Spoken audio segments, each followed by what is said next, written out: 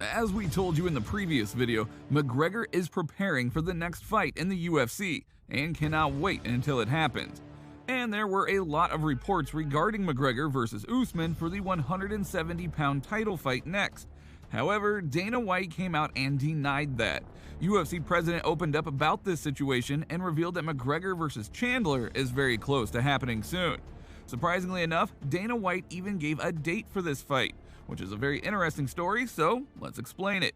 In a recent interview with TMZ Sports, the UFC president Dana White gave a hint about Conor's return, and not only that, but he even mentioned the name of his next potential opponent. Ever since McGregor broke his leg against Poirier, knowing how difficult it is to recover after such a horrible injury, we were all skeptical about his return. Whenever Dana White was asked about Conor's return, he would always have two answers at his disposal. He would either say that Conor is retired and we don't know if he is ever coming back, or that he is recovering from his injury and the date of his return is uncertain. However, in a recent interview for TMZ Sports, the UFC president changed his tune and gave a huge hint about Conor's opponent for his UFC return. When TMZ asked if Conor would fight Jorge Masvidal, Dana answered that he really likes the idea of Conor McGregor versus Michael Chandler next, rather stating that it makes a lot of sense right now. Now this is a huge hint and most probably the fight to make for the near future. If in the past, Dana would dismiss any question regarding Conor's return, this time not only did he confirm the return of the Notorious One, but he even named the opponent, Michael Chandler. Speaking of a return date, according to well-known journalist in the sport, Ariel Helwani, we might not see the Irishman back in the octagon earlier than the beginning of 2023. Here is what he had to say. The last I heard, by the way, is that Conor might come back in February, March, or something like that, mentioned Helwani for the MMA Hour program. Whether by the end of this year or next, we are finally getting somewhere, and the rumors regarding McGregor's retirement are off the table. And Michael Chandler signing with the UFC was probably one of the best decisions of his life. All of his 4 UFC fights have been absolute wars, and even though he lost 2 of them, those fights were so close that they could easily go either way. In his most recent fight against the boogeyman of the lightweight division, Tony Ferguson, after knocking him out with a front kick to the chin, Michael Chandler had all the right to do the call-out that he wants. Being as entertaining on the microphone as in the octagon, Chandler had no hesitation calling McGregor out.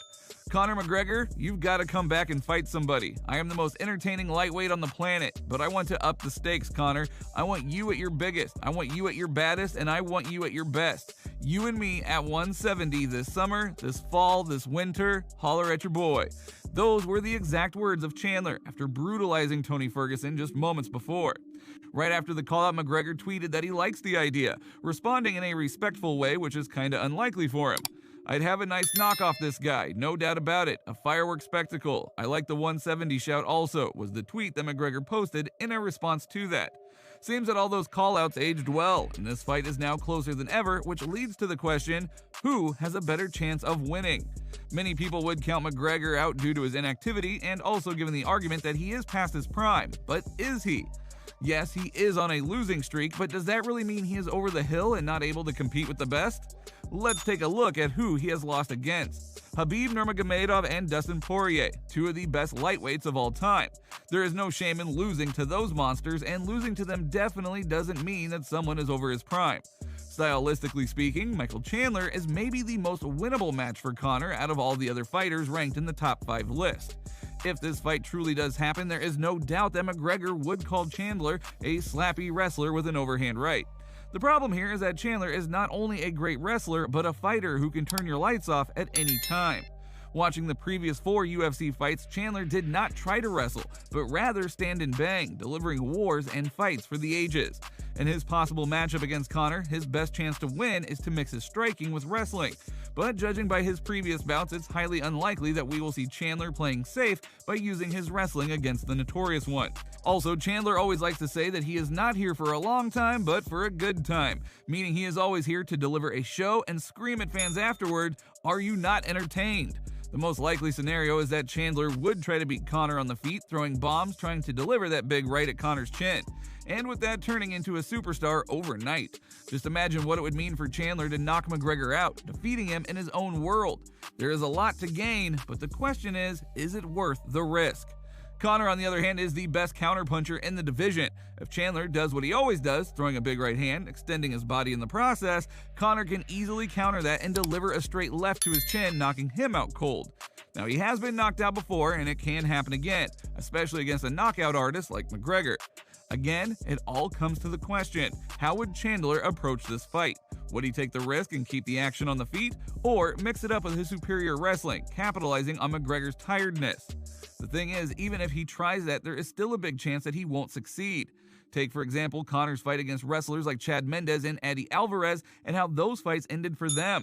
Conor is dealing with wrestlers all his life, and someone trying to take him down won't be anything new for him.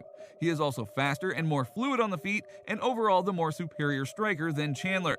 They both possess the one-punch knockout power, but McGregor also has the height and reach advantage. Combine that with his speed and precision, and this is truly a bad matchup for Chandler, and one of the most winnable fights for Conor's return.